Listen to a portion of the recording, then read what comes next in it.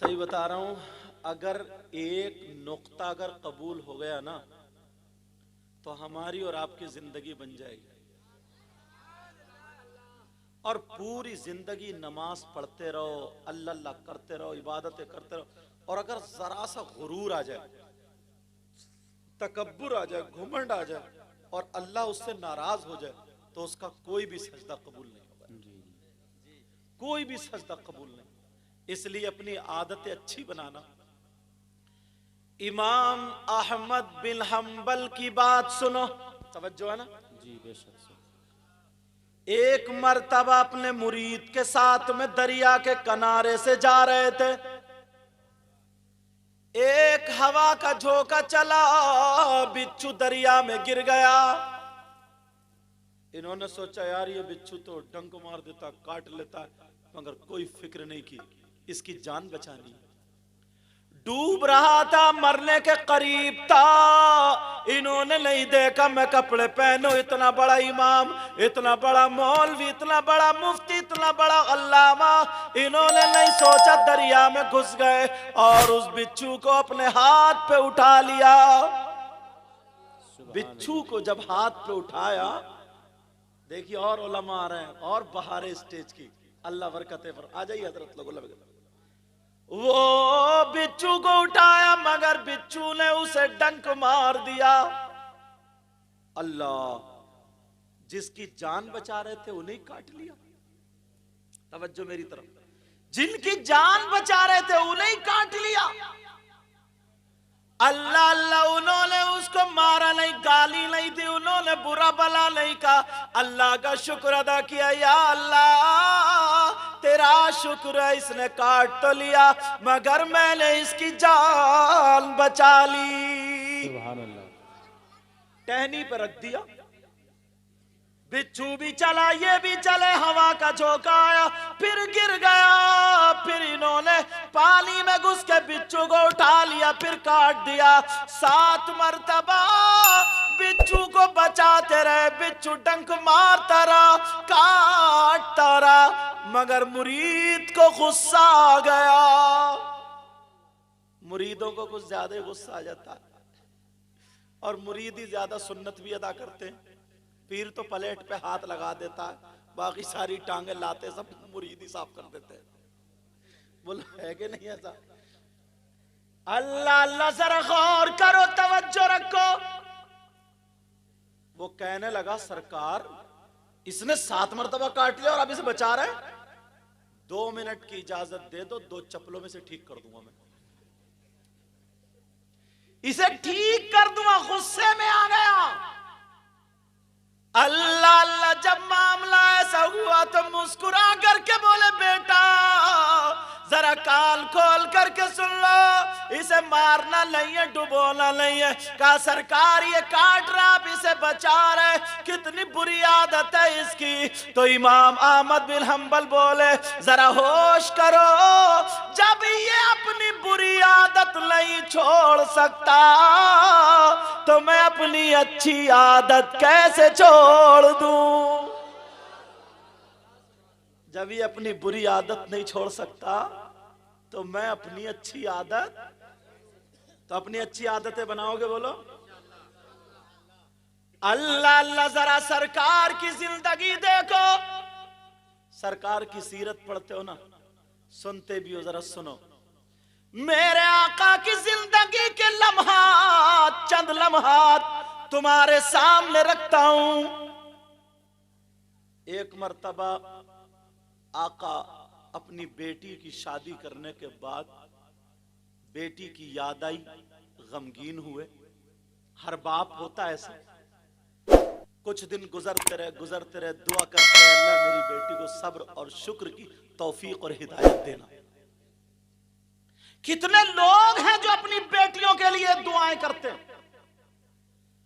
अल्लाह अल्लाह, जरा सुनो, गौर करो, अपनी जबान को देखियो और एक सब्र और तहम्मुल। सैयदा फातिमा, उनके शौहर का नाम हजरत अली, दोनों में थोड़ी सी अनबन हो गई, मगर अनबन ये तुम्हारी वाली नहीं थी, कि जरा सी अनबन हो जाए तो आंगन में खड़े होकर के इतनी मोटी गालियां बकता है। बाज आदमी की जबान के एतबार से बहुत बदतमीज है, इतनी इतनी मोटी गालियां बकता, इतनी मोटी। उसकी माँ की गाली, बहन की गाली, ओ काली चादर ओढ़े हुए, ओ काली चादर, क्यों खड़े हो, तवज्जो रखो मेरी तरफ। इतनी इतनी मोटी गाली, माँ की बैल की गाली तुम देते हो, बकते हो, बीबी पे जुल्म करते हो। जलसे में आने वालों जरा सुन लो, नबी का फरमान सुनो। आका फरमाते अगर कोई शौहर अपनी बीबी पे अगर जुल्म करता है तो उसका अंजाम, उसका हश्र जालिम बादशाह के साथ होगा, जालिम बादशाह के साथ होगा। अल्लाह अल्लाह सैयदा फातिमा और हजरत अली में थोड़ी हो गई। फातिमा थोड़ी गमज़दा थी, हजरत अली के मुंह से ये बात अच्छी नहीं लगी। मेरे सरताज अली ये बात नहीं कहते, आज के बाद अली ये बात ना कहे, मैं ऐसा क्या करूं। आज के बाद अली ये बात ना कहे, मैं ऐसा क्या करूं। तो हजरत अली बैठे उधर। फातिमा ने सोचा अली सबसे ज्यादा प्यार और मोहब्बत किससे करते, आका मोहम्मदुर रसूलुल्लाह से। फातिमा आई, आने के बाद अली के पास आके खड़ी हो गई। अली नीचे को देख रहे थे। फातिमा ने ऐसे देखा कि क्या बात है फातिमा। सैयदा फातिमा कहने लगी मेरे सरताज, मेरे सरताज, इजाजत लेने आई हूं। इजाजत का किस चीज की? कहा मैं अपने अब्बा जान के घर जा रही हूं। कहां जा रही हूं बोलो? अपने अब्बा जान के घर जा रही हूं। शौहर की इजाजत के बगैर बीबी को घर से निकलना जायज नहीं। और आज अंदाजा लगाइयो, ये जितनी आई हैं सब इजाजत लेकर आई हैं। ये तो नहीं आई होंगी, तुम में से कोई ना कोई जरूर आया होगा। अरे इजाजत की बात कर रहा है, इजाजत। तुम तो गए धान लगाने और ये गई मोहल्ले में आग लगाने, ये इजाजत है। अल्लाह अल्लाह। सैयदा फातिमा कहने लगी मेरे सरताज मैं इजाजत लेने आई हूं। कहा किससे, क्या इजाजत लेने आई हो? कहा मेरे सरताज मैं अपने अब्बा के घर जा रही हूँ। फातिमा बोली अब्बा जान के घर जा रही हूँ। हजरत अली बोले फातिमा अब्बा जान के घर क्यों जा रही हो, जरा इतना बता दो। सैयदा फातिमा ने कह दिया मेरे सरताज मैं आपकी शिकायत करने अपने अब्बा जान से जा रही हूं। शिकायत करने। अल्लाह। हजरत अली की आंखों में आंसू आ, आंखें छलक गई। कहने लगे फातिमा मेरे नबी से शिकायत करोगी, और वो भी मेरी, और वो भी नबी की बेटी शिकायत करेगी? कब फातिमा तुम मेरी शिकायत करने के लिए इजाजत लेने आई हो? फातिमा जब तुम मेरे घर में रही 3 दिन भूखी रही, मैं चाहता था मेरी फातिमा मुझसे कुछ मांगे, मगर तुमने कुछ नहीं मांगा। सूखी रोटी खाई, कुछ नहीं मांगा।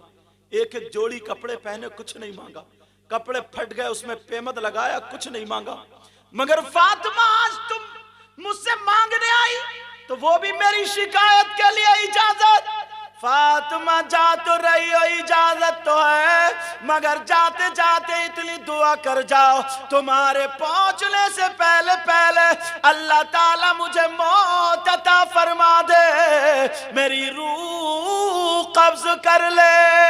जब इतना सुना तो सैयदा फातिमा बैठ गई और अली के मुंह पे हाथ रखा, अली चुप हो गए। फातिमा ने अपना आंचल उठाया, दुआ कर दी, ऐ अल्लाह मेरे अली की उम्र और इज्जत में बरकतें अता फरमा दे। और तुम अपने घर के झगड़े देखियो, तुम में ही कमी थोड़ी है, मेरी बहनों में भी कमी है।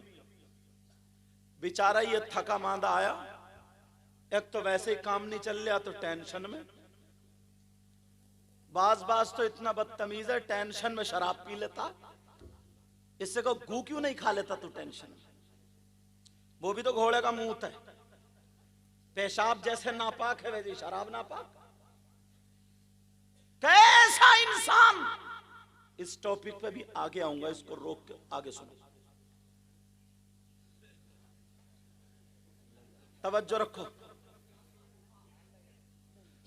सैयदा फातिमा, मैं भगा भी सकता हूं, सैयदा फातिमा, ए बेटा दुआ कर रही हैं, अल्लाह मेरे अली की उम्र और इज्जत में बरकतें अता फरमा दे। अल्लाह समद। आज तुम्हारे घर की अनबन, काम करने आया, टेंशन है, काम नहीं चल रहा, घर जैसे आया तो इस बीबी ने क्या किया, क्या अंजाम दिया इस मेरी बहन ने, निकाला सैंडल या चप्पल और बच्चों पे बरस पड़ी, तड़ा, छोटे को मारे, बड़े को मारे, खूब पटापट पटापट पट, और बच्चे रोते हुए चलते चले जा रहे। इधर आओ हरी टोपी वाले, इधर बैठ, चलो इधर बैठ, जल्दी आओ, यहां आके बैठो, तवज्जो रखो। अब जरा सुनो मेरी बात, गौर करो। बच्चे रोते हुए जा रहे, अब क्या हुआ? तुम जानते हो प्यारे, इस्लाम कैसे हम तक पहुंचा? इस्लाम कैसे, असल में तुम्हारी आदत बिगाड़ दी हम लोगों ने, तुम्हें चुटकुले सुना सुना के, हंसी मजाक की बातें कर करके तुम्हारी आदत खराब कर दी है। तुम्हारी आदत वही बन गई है, अच्छी बातें सुनने के तुम आदी नहीं हो। किसी के घर अगर बेटे का इंतकाल हो जाता ना, उस बाप से कहियो कि तू ठिट्टे मार के दिखा। अगर किसी की माँ का इंतकाल हो जाए, उस बेटे से कहियो कि हंस के दिखा। किसी के माँ बाप का अगर इंतकाल हो जाए तो उसकी औलाद से कहियो कि तू ढोल बजा के दिखा, तो पता चल जाएगा। इमाम हुसैन पाक करबला में शहीद हुए। तुम्हें मालूम है आज हम इतनी नस्लों के बाद सैयद है, इतनी नस्लों के बाद सैयद है, लोग हाथ चूम रहे हैं। वो डायरेक्ट सैयद थे, उनके बच्चे सामने कट रहे थे, उनके बच्चे घोड़ों की टापों के नीचे रौंदे जा रहे थे, उनके घरों से खेमे उजाड़े जा रहे थे, 6-6 महीने के बच्चों के हलकूम पे तीर चलाए जा रहे थे। तुम्हें क्या मतलब है? तुम तो बस 10 मुहर्रम निकला, ढोल बजाना शुरू कर दिए, नाचने खेलने कूदने शुरू कर दिए। तुम्हें क्या मतलब निकला? लड़की और लड़के मोबाइल लेकर के, मैं सोच रहा था पुरानी तकरीर ना करूं, लड़की और लड़के लेकर के मोबाइल जलेबी खाने के लिए करबला शरीफ में जा रहे हैं, सोट बताशों पे लड़ने जा रहे हैं, समझे? यहां तक के बिसात खाने की दुकानों पे इधर आधर 1 साल से इंतजार होता 10 मुहर्रम के मेले का। डूब जाना चाहिए शर्म के मारे, डूब जाना चाहिए शर्म के मारे। 10 मुहर्रम को हुआ क्या था? इमाम हुसैन पाक के बच्चे शहीद हुए, लेटे थे। तुम इंजॉय करते हो, जिसके घर पे फूटती है उसे ही पता चलता, उसे ही जानते हो इस्लाम कैसे हम तक पहुंचा है। आज हमने अगर इन बच्चों को आजाद कर दिया ना, तो एक दिन वो होगा, ये बच्चे किसी की मोटर खोलेंगे, ये बच्चे किसी का नल खोलेंगे, ये बच्चे, अरे लड़के तो लड़के, अपने घर में हम झांक करके देखे, लड़कियां मोबाइल चला रही हैं, लड़कियां। अब इस बाप से पूछो कि लड़की का कौन सा ऐसा रिश्तेदार है जो मोबाइल चलाने के लिए दे दिया है? कौन सा ऐसा इसका ठेकेदार है जो मोबाइल पे बात करने के लिए दे दिया है? समाज में सर उठाने के लायक नहीं है। अरे वो इस्लाम के शहजादे थे जिन्होंने कुर्बानियां पेश की थी और जिनके हाथ में इस्लामी झंडे थे और सामने दरिया था, मगर वो नहीं डरे थे। उन्होंने यही कहा था, 10 तो 10 दरिया भी न छोड़े हमने, बेरे जुल्मात में दौड़ा दिए घोड़े हमने। नारे तकबीर, नारे रिसालत, नारे गौसियत। ऐसे भी लोग अल्लाह अल्लाह रोते हुए हमने देखे। बड़ा बड़ा पैसे वाला, बड़ा बड़ा घुमंड वाला, बड़ी बड़ी ताकत वाला, बड़े बड़े दौलत वाला, बड़ी बड़ी बात वाला। अरे नमरूद की हैसियत, जो अपने आप को खुदा कहलाने वाला, एक लंगड़े मच्छर ने मारा था, लंगड़े मच्छर ने। हैसियत तो देखो लंगड़े मच्छर ने। मगर प्यारे, हम अपनी असली तारीख को भूल बैठे, असली जिंदगी को हम भूल बैठे। ये माँ बाप की जिम्मेदारी थी कि अपनी औलाद को बताते, माँ बाप की जिम्मेदारी थी। आज क्या होता है, कब्रिस्तान तक में लोग हंसी मजाक कर रहे हैं, कब्रिस्तान तक में लोग ठिट्टे मार रहे हैं, कब्रिस्तान तक में लोग नहीं डर रहे हैं। खौफ खुदा दिलों से निकल चुका है। नबी ने फरमाया था, जब कौम बेराह रवी का शिकार हो जाएगी, जब जिना ज्यादा होगा, जब जिना आम होगा, शराब आम होगी, गुनाहों पर बिल्कुल एक जबरदस्ती की जाएगी और अच्छी बातों को हंसी मजाक में उड़ाया जाएगा, तो नबी ने फरमाया था उस वक्त पे अल्लाह ताला जालिम बादशाह उस कौम पे मुसल्लत कर देगा और उन्हें सांस लेना दुश्वार कर